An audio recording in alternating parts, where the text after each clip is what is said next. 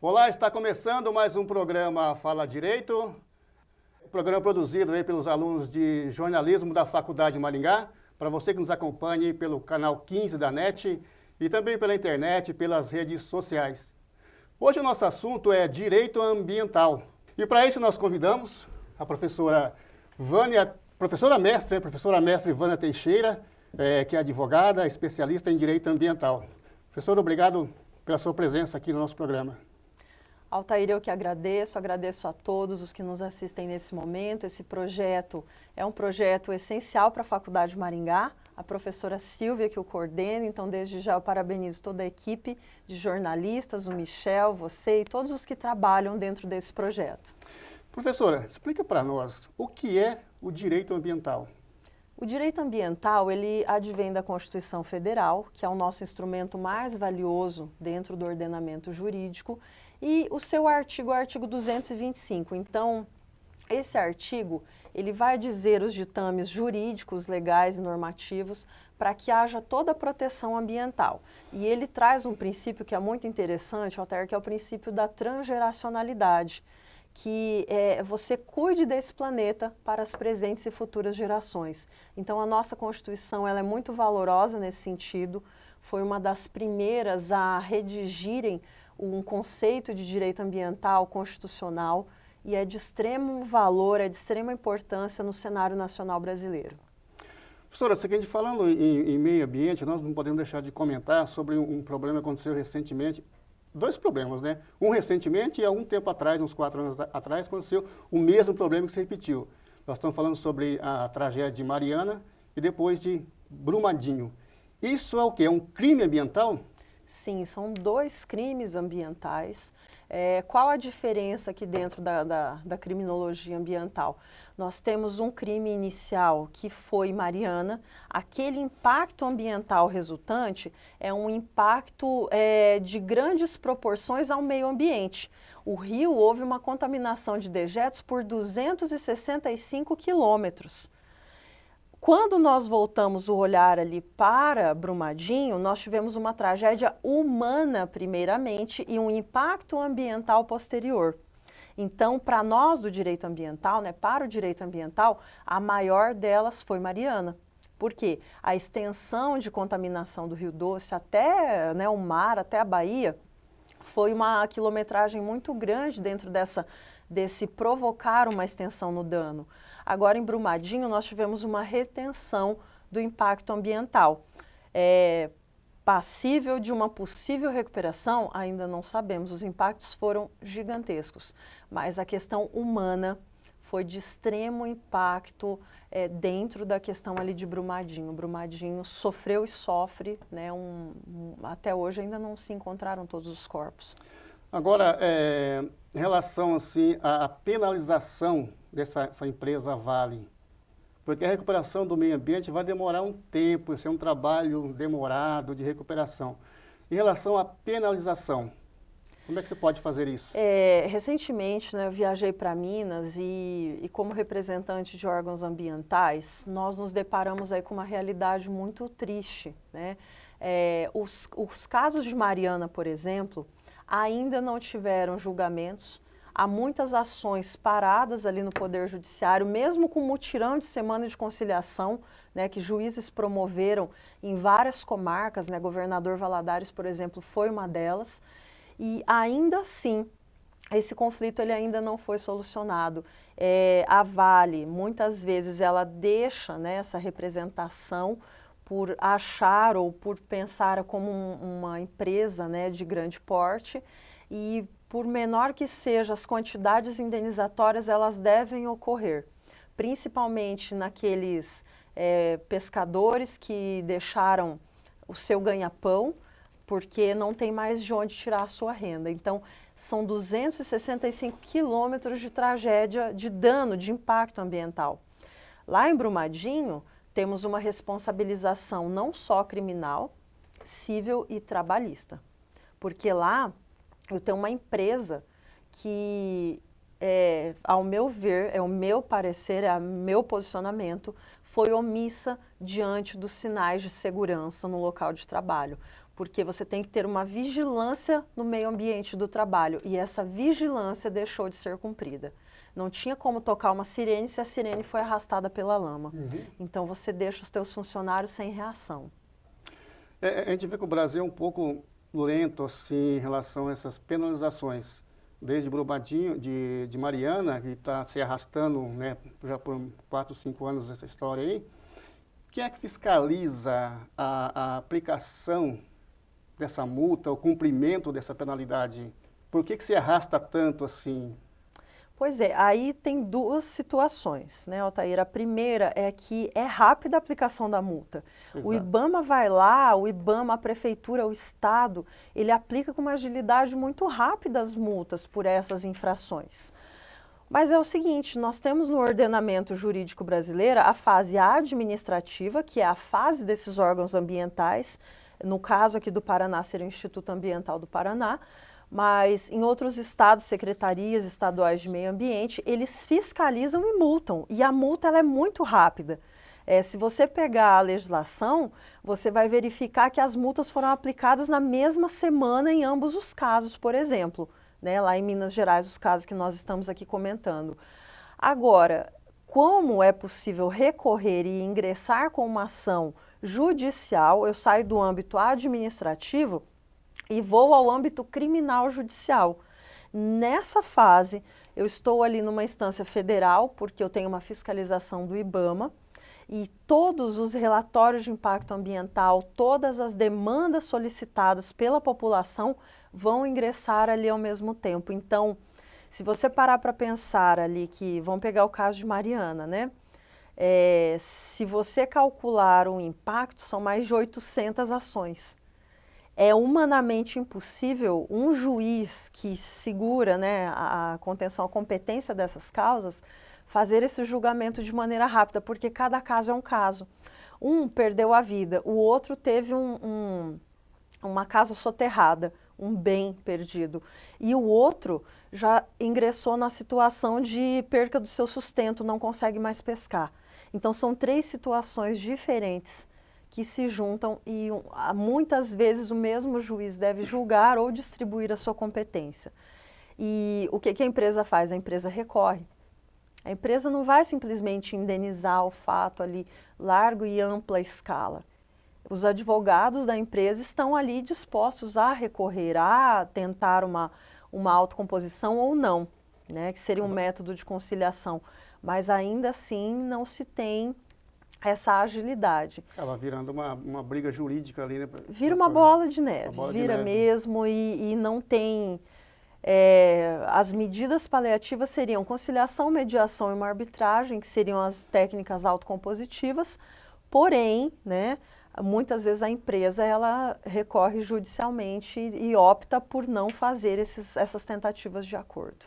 Temos um caso recentemente aqui em Maringá, de um frigorífico, um abatedouro de aves, né, de frangos, que estava despejando os seus dejetos, né, da sua produção em um local não adequado. A diretoria desse frigorífico disse que tinha a licença do IAP para fazer aquele descarte. E essa licença do IAP, como é que é? Quais os critérios para essa licença? Isso, nós temos as licenças ambientais, elas dependem da magnitude do empreendimento.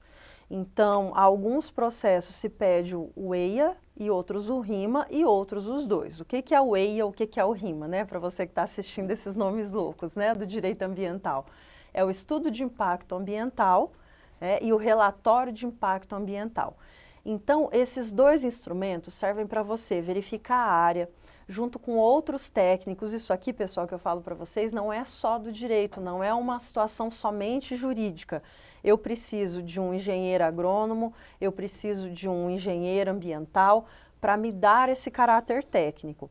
Então, veja bem, um frigorífico, ele precisa colocar os rejeitos em algum local.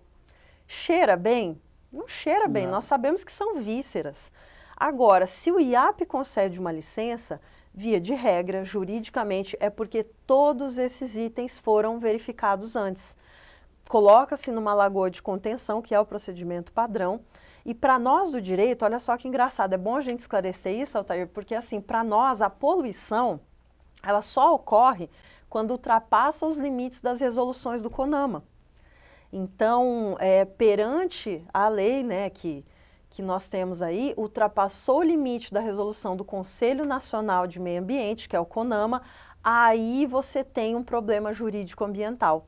Até comportar aquele índice, você não é considerado como poluição. Então, são outros sistemas jurídicos também que a gente tem que passar a conhecimento da população. E só para finalizar essa questão, dentro dos procedimentos de licença, nós temos uma licença prévia, tá? Uma licença, essa licença prévia é justamente para fazer com que haja alguma adequação. Aquele terreno, ele pode ser adequado, ele pode ter alguma necessidade de contenção maior, enfim. Essa é uma licença que vai ser concedida inicialmente, tá? Depois vai ser outorgada a outra licença, a regularização dessa licença e a licença definitiva. Então, são os 3 tipos de licença que são concedidos. Durante esse processo, os técnicos e fiscais do IAP vão regularmente fazer a fiscalização. Agora, às vezes, o que a população também não entende é que só o mau cheiro não é um requisito total para a poluição, né, juridicamente. Agora, se esse mau cheiro, como denúncias feitas, estiver provocando mortandade ou alguma irregularidade, tem que ser denunciado, o Ministério Público Ambiental está aí para isso e tem que realmente ser apurado. Pode ser que haja uma omissão técnica, fiscalizatória ou somente um procedimento padrão da empresa. Tudo tem que ser averiguado. Tá certo. Agora, nós temos algumas perguntas dos alunos de Direito sobre o nosso tema aqui, Meio Ambiente e Direito Ambiental. Vamos aí à primeira pergunta. Olá, meu nome é Bárbara, eu sou estudante. Eu gostaria de saber do que trata o Direito Ambiental Tributário. Pessoal, o Direito Ambiental Tributário, ele é uma forma criada também pela Constituição. Então, aqui eu vou juntar o artigo 225, que trata o direito ambiental, e o artigo 170, que trata da economia brasileira, dos municípios e dos estados. Como que funciona isso na prática? Tributariamente, nós temos a possibilidade de arrecadar recursos provenientes de fundos verdes, provenientes de multas, provenientes de situações, né, que façam o poder público agir e esse dinheiro seja revertido para o município, para a proteção ambiental dos estados e também para a União Federal. É um tributo totalmente legal, é um tributo constitucional e esse tributo ele deve ser amplamente divulgado, porque nem todos os municípios e estados, né, fazem uso desse recurso. Então, nós que trabalhamos na área, nós defendemos essa questão de arrecadação, multa e fiscalização de proteção ambiental ferrenha mesmo, para que haja uma garantia de proteção ao ambiente. Perfeito, professor. Agora nós temos mais uma pergunta, mais um aluno de Direito. Pode colocar? Oi, eu sou o Júlio, acadêmico do curso de Direito, e gostaria de saber o que é a tributação verde. A tributação verde, ela é um diagnóstico feito pelos órgãos ambientais diante da arrecadação, né, das multas e desse dinheiro que está ali parado. Então, assim, como que funciona na prática? Para que você tenha a instituição desse tributo verde, é necessário que hajam leis ambientais. Então, por exemplo, o estado do Paraná e todos os estados do Brasil, eles sobrevivem de arrecadação de ICMS, que é um imposto sobre circulação de mercadorias, né, bens, e dentro dessa circulação de mercadorias, existe a possibilidade do ICMS ecológico. O que é esse ICMS ecológico, por exemplo? É o tipo de arrecadação que o Estado pode ter ou conceder a empresas que tenham selos verdes, selos de proteção. Algumas empresas, né, elas têm um exemplo de uma empresa que é nacionalmente conhecida pelo caráter ambiental, ela está situada no Rio de Janeiro, é a Leroy Merlin. A Leroy Merlin ela trabalha com materiais de construção. Só que desde a indústria até a venda na empresa, tudo é reciclado ou reaproveitado. Então, por exemplo, a água de chuva, é tratada na própria empresa e reutilizada nos banheiros, tá? No formato de descarga, né, da água de descarga. Então, essa empresa ela tem um selo Aqua, que é um selo internacional e que o Estado do Rio de Janeiro, né, especificamente a Prefeitura de Niterói e o Estado do Rio, concederam. E eles arrecadam esse tributo ambientalmente verde. Por quê? Porque tem uma lei no Estado do Rio que concede essa arrecadação.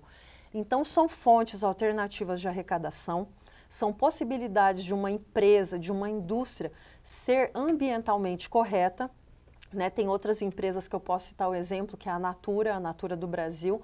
A água que entra na Natura, que é recolhida do rio, ela é relativamente poluída e ela sai muito mais limpa do que entrou, mesmo sendo reutilizada pela indústria.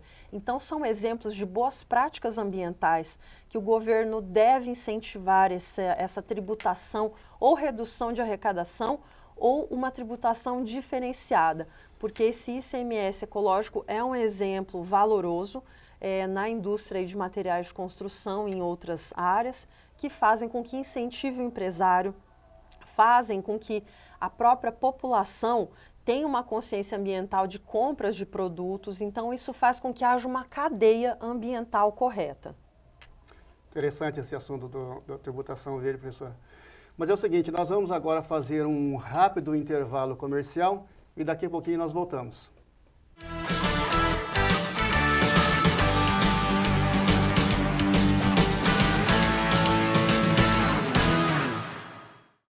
Venha para o mundo online. Conheça os cursos de educação à distância da UDC. Graduação, pós-graduação e extensão. Você estuda onde e quando quiser. Ou seja, ao invés de você ter que se encaixar no ritmo da universidade, a graduação é que se encaixa você, no seu tempo e do seu jeito, inclusive nos valores.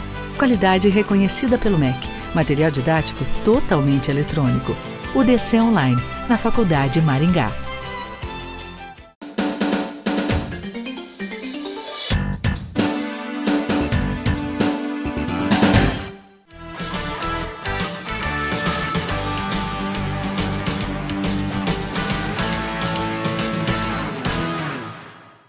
Estamos de volta com o nosso programa Fala Direito e hoje nós estamos recebendo a professora mestre Ivana Teixeira, que é advogada, especialista em Direito Ambiental.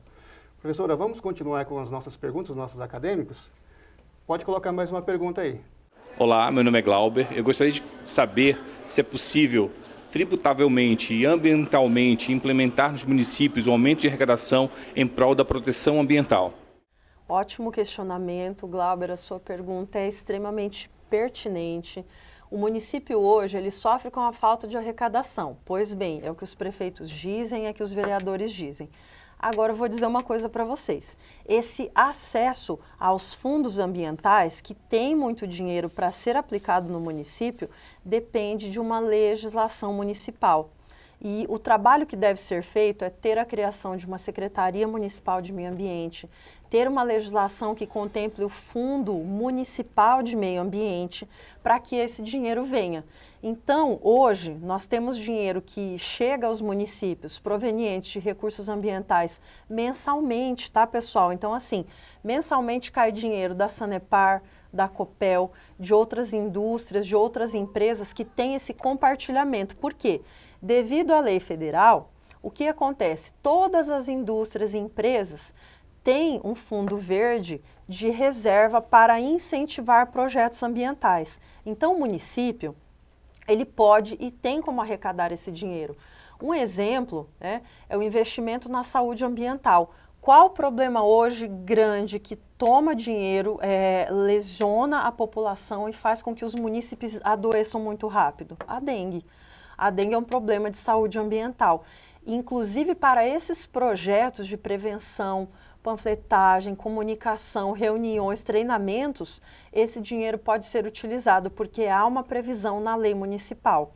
Se o município tiver essa lei municipal, se o município tiver um fundo ambiental, ter uma conta bancária para recebimento desse dinheiro. Então, existe dinheiro de multa proveniente do IAP, que o Estado pode destinar ao município.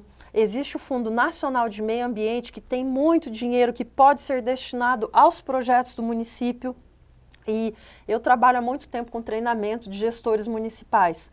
O que nós sentimos muito a realidade é que com a política, a troca de cargos e mandatos, aquele que nós fizemos o treinamento, ele acaba não respondendo na magnitude no próximo mandato. Então isso é muito ruim. A gestão ambiental ela deve ser permanente. Esse dinheiro ele só pode ser aplicado em destinação ambiental, mas tem um dinheiro bom que poderia ajudar muitas e muitas prefeituras. E realmente vale a pena ter esse sistema dentro do município. E, professora, como atua os órgãos ambientais? Muito boa pergunta, né? A atuação do órgão ambiental, ela faz parte do CISNAMA, outro nome complicado, né, Altair? É tudo em sigla, né? Faz aula lá com a professora Vânia e já fala, nossa, professora, mas é tudo em sigla. Mas são siglas fáceis, são siglas tranquilas, os concursos públicos cobram muito em questão de sigla. Então, CISNAMA, com S, tá, pessoal? O CISNAMA, ele é o Sistema Nacional de Meio Ambiente. Esse Sistema Nacional de Meio Ambiente, ele vai dizer as diretrizes, como funciona na esfera federal, como funciona na esfera estadual, até chegar aos municípios, onde nós residimos, onde nós moramos, que é o município. Então, o município, ele precisa receber esse caráter, que serve ao exemplo, né, da arrecadação de tributação. E o CISNAMA, ele é um sistema bem complexo, mas muito bem estruturado. Ele segue o modelo do SUS. Aí você vira para mim e fala assim, professora, mas o SUS não funciona muito bem. O SUS é problemático. Mas a legislação e a sistemática do SUS é amplamente correta. É um sistema que, por pior que seja, ele é todo gratuito. E como que funciona? Como que se copia esse sistema? É um sistema de proteção ambiental que vem desde as esferas federais até o município. Existem os conselhos municipais de meio ambiente para as prefeituras que atuam, que arrecadam. Os fundos municipais, como tem o Fundo da Saúde, como tem o Conselho da Saúde. Esse dinheiro, pessoal, tanto no SUS quanto no CISNAMA, tá, que é o meio ambiente, passam por fiscalização, passam por averiguação de recursos para que tenham essa aplicação ambiental direcionada. Então, como que isso chega, né? Como que é essa sistemática?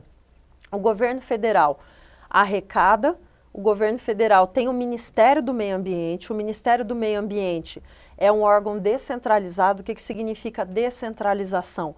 Que tudo não fica retido em Brasília. Tudo não pode ficar retido em Brasília. Então, o que vai acontecer? O Estado também é responsável, então o Estado vai ter uma Secretaria Estadual de Meio Ambiente. Aqui no Paraná é Secretaria Estadual de Meio Ambiente e Recursos Hídricos. Em outros estados é só Secretaria Estadual de Meio Ambiente. E aqui no Paraná também há um diferencial, porque para que se aproximasse aos municípios foram criados alguns órgãos descentralizados. Um deles é o IAP, que é o Instituto Ambiental do Paraná, que existe, né, em várias comarcas aqui da região. Em Maringá nós temos uma regional do IAP, e esse trabalho da regional do IAP é fiscalizatório, né, e sempre de análise técnica, são sempre pessoas técnicas que trabalham no órgão. Também, dentro dessa estrutura estadual, nós temos o Instituto de Águas do Paraná, que é o IPÁGUAS, tá? Outros estados podem ter outros sistemas, eu estou dizendo o exemplo aqui do Paraná, tá, pessoal? Então, o IPÁGUAS, ele vai cuidar das outorgas de recursos hídricos, saneamento ambiental, comitê de bacia hidrográfica, junto com os outros órgãos, porque o bem mais valoroso que nós temos hoje é a água, então a poluição hídrica está afetando muito isso. Para finalizar o CISNAMA, ele tem que chegar ao município, então ele vai chegar ao município pela Secretaria Municipal de Meio Ambiente. Aí algumas SEMAs, né, abrevia com 2 M, Secretaria Municipal de Meio Ambiente. É a diferença da SEMA estadual, que é a Secretaria, né, de Meio Ambiente. Então, pessoal, esse sistema, ele é complexo, mas ele tem um ajuste técnico muito grande, os problemas ambientais são de extrema necessidade, ninguém gosta de ver um lixo na rua. Mas será que você se comporta de uma maneira a não deixar aquele resíduo ali na rua? Então é uma conscientização ambiental geral. Eu não posso simplesmente, a Constituição diz isso, colocar o poder público somente como um polo. Não, é uma gestão compartilhada entre sociedade, organizada, sociedade civil, empresas e o poder público. Então tem uma gestão quadripartite, tá? Dentro da gestão ambiental. O nome também é complicado, né, Sempre Altair? nome complicado. O direito sempre cheio de nome complicado. O direito tem nome complicado, mas é fácil de entender. São 4 que cuidam e eu, você, sociedade, somos uma parte importante desse sistema. Olha, para você que está chegando agora, nós estamos recebendo aqui no programa Fala Direito a professora mestra Ivana Teixeira, que é advogada, especialista em direito ambiental. Professora, agora vamos falar um pouco de cinema. E teve um filme aí estrelado pela Julia Roberts que aborda esse assunto de meio ambiente, poluição do meio ambiente. Para a gente comentar um pouquinho sobre esse filme, vamos assistir um trechinho? Coloca aí pra gente, Michel. You have no actual training. I have kids. Learned a lot right there. Yeah, and I'm great with people. When I was first out of high school, I got married and had a kid too young. I'm extremely fast learner. You got a really nice office. Look, You want my number. I do. How about this for number 6? That's how old my daughter is. 8 is the age of my son. 2 is how many times I've been divorced. 16 is the number of dollars I have in my bank account. I'm so glad we got that out of the way, because I didn't find you attractive either. Then we're even. I'm smart, I'm hardworking, and I'll do anything, and I'm not leaving here without a job.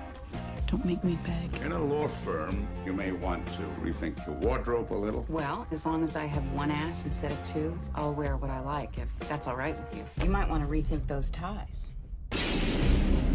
Why are there medical records and blood samples in real estate files? Would you mind if I investigate this a little further? What makes you think you can just walk in there and find what we need? They're called boobs, Ed. Can I just... Yeah, just... Hexavalent chromium can be very harmful. So, it kills people. Oh, yeah. You're a lawyer? Hell no. I hate lawyers. I just work for them. We're going to have to spend a little time filling in the holes in your research. Don't talk to me like I'm an idiot, okay? I think we got off on the wrong foot here. That's all you got, lady. 2 wrong feet and ugly shoes. You gotta find a different job or a different guy. For the first time in my life, I got people respecting me. Please, don't ask me to give it up. You're emotional, you're erratic, you make this personal, and it isn't. That is my work, my sweat, my time away from my kids. If that's not personal, I don't know what is. We're going to get them, Aaron, aren't we?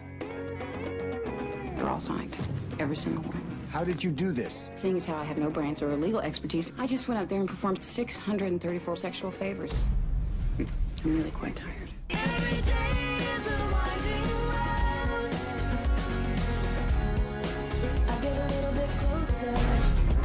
$20 million is more money than these people have ever dreamed of. These people don't dream about being rich. They dream about being able to watch their kids swim in a pool without worrying that they'll have to have a hysterectomy at the age of 20. By the way, we had that water brought in special for you folks.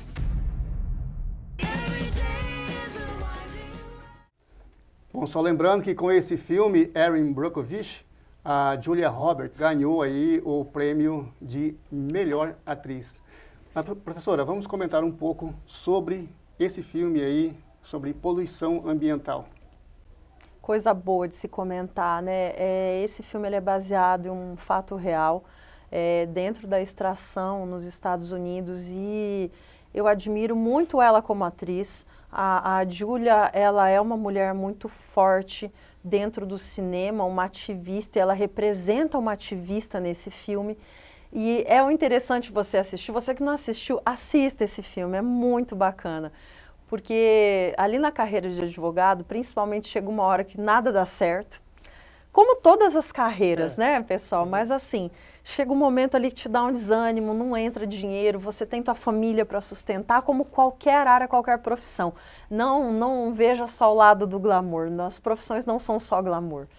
Então, a Julia, ela mostra aquela realidade sofrida da advocacia, a realidade sofrida de um chefe, né, que tem interesses escusos, e ela parte para assumir uma causa que nenhum advogado desejava, nenhum advogado queria. Então, assim, ela foi visitar as famílias, e nessa visita às famílias, ela começou a pensar na família dela, na contaminação que fazia com que as pessoas estivessem contaminadas e gerasse câncer, gerasse doenças. E ela começou a se comover com aquilo. e muitas vezes ela não tinha, né, uma estrutura bancada pela própria firma de advocacia, mas ela dava um jeito e ela ia. Então, o que ela fez? Ela coletou todos os depoimentos, todas as provas documentais da comunidade e ela, né, de madrugada pulava as cercas, né, para coletar água contaminada dentro da indústria.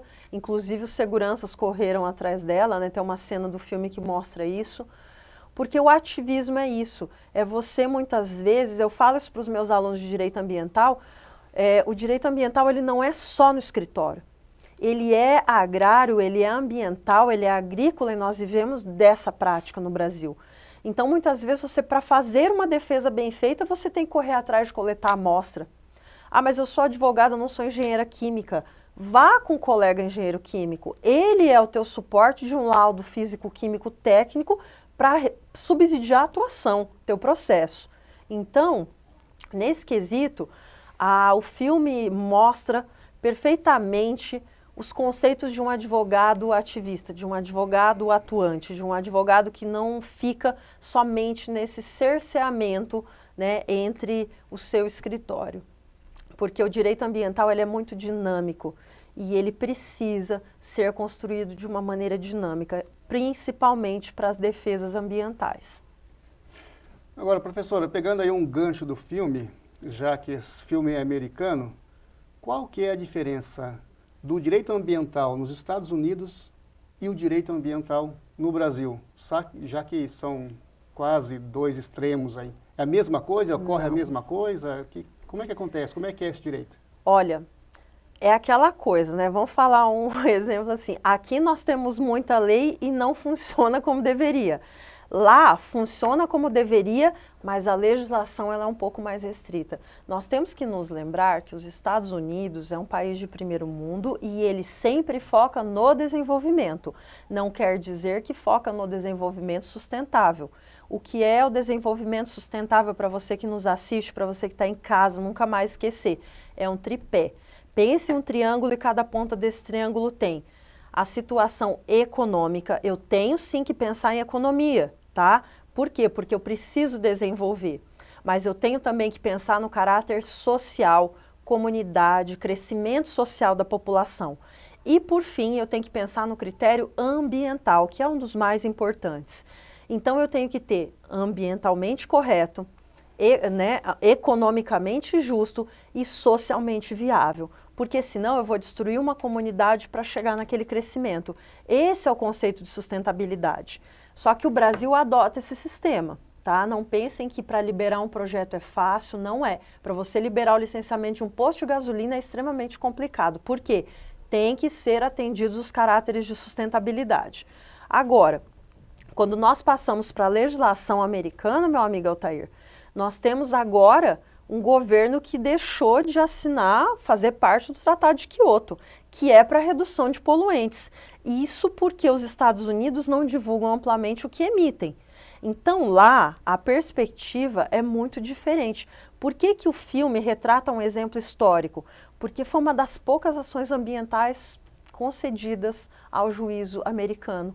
Porque aqui nós conseguimos muito mais do que lá, ambientalmente falando.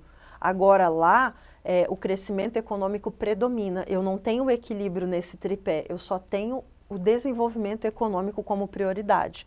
Só que o sistema judicial é bem mais rápido, a quantidade de recursos é bem menor, então eu tenho uma celeridade processual muito maior do que aqui no Brasil. E lá existe uma cultura autocompositiva da escola harvardiana, que é de Harvard, para que se façam acordos, para que se cumpram termos extraprocessuais. Então os escritórios ganham muito com isso e hoje é o que o Brasil tem tentado adotar com o novo Código de Processo Civil de 2015, que tem, né, que tomara, né, que caia em uso quanto antes pela comunidade jurídica. Professor, esse assunto é muito interessante, dá para a gente conversar aqui o dia inteiro. Dia tem todo. muita coisa para falar, muita coisa para esclarecer, mas o nosso tempo já está estourado já. Eu queria agradecer a sua presença aqui no nosso programa Fala Direito.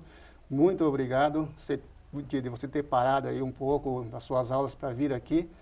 E a gente deixa aí as portas abertas, quando você quiser continuar o assunto, bater mais um papo, o programa está aberto para você.